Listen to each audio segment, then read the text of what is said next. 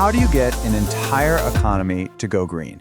Well, one of the most powerful ideas out there is to literally create a market for pollution itself. And that's the core idea behind India's really ambitious new plan to build a carbon market. Today, we're going to break down exactly how it's supposed to work. It kind of seems like a weird question, right? But that is exactly what a carbon market is designed to do. It's a whole system built to turn a huge environmental problem, carbon emissions, into an economic one that businesses can actually solve. At its heart, this is all about finding a balance. It's about creating an economic tool, these things called carbon credits, to hit a really critical environmental goal. The aim is pretty simple: make it more profitable to be clean than it is to pollute. Okay, so what is a carbon market?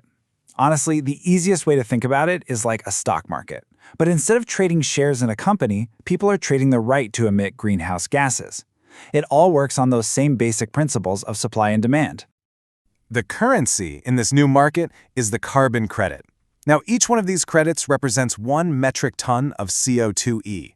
That E just stands for equivalent. It's basically a simple way to lump all the different greenhouse gases together into one standard unit. So it takes an invisible problem and makes it a tangible, tradable asset. Now, these markets generally come in 2 main flavors. First, you've got compliance markets. These are mandatory. Governments set a cap on emissions, and the big polluters have to participate. Then you have voluntary markets, which are for any company or even individual who wants to offset their carbon footprint. And India's plan? It actually includes both. So, how are these credits actually made? Well, it all boils down to 3 key actions. You can avoid emissions that were going to happen anyway, you can reduce your current emissions by, say, switching to cleaner tech, or you can actively remove carbon straight from the air, like planting a forest. Any of those paths can generate these valuable credits. Okay, so that's the theory in a nutshell. But how does this all apply in the real world? Let's zoom in on India. Why is this a huge priority for the country right now? Well, it all comes down to its incredibly ambitious climate goals. This is the number that's driving everything: 45%. As part of the Paris Agreement, India has pledged to slash the emissions intensity of its GDP by 45%. And for a rapidly growing economy, that is a massive commitment. It means you need some really powerful tools to make it happen, and a national carbon market is seen as one of the most effective. And the challenge here is just immense. You can see that with nearly 70% of its energy still coming from coal and oil, a super fast transition is absolutely essential.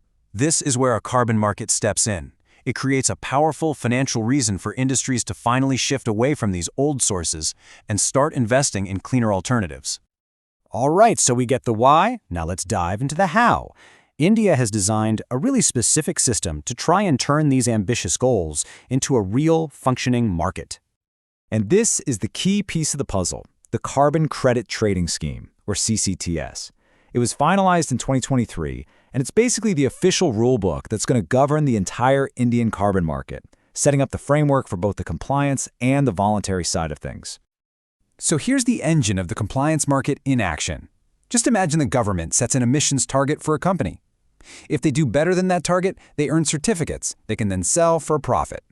But if they miss the target, they have to go out and buy certificates to cover the difference. It's a classic cap and trade system, and it's all designed to reward efficiency. Of course, building a market this massive is not simple. It comes with its own whole set of really complex debates, big challenges, and, on the flip side, some incredible opportunities. So let's break those down. One of the central debates right now is whether to allow banks, traders, and other big financial players into the market. On one hand, yeah, they bring expertise, money, and tools that make the market run more smoothly. But on the other hand, there's a real risk that they could cause wild price swings and speculation that might actually hurt the real companies that are just trying to decarbonize. And beyond just the financial debate, there are some other pretty fundamental concerns.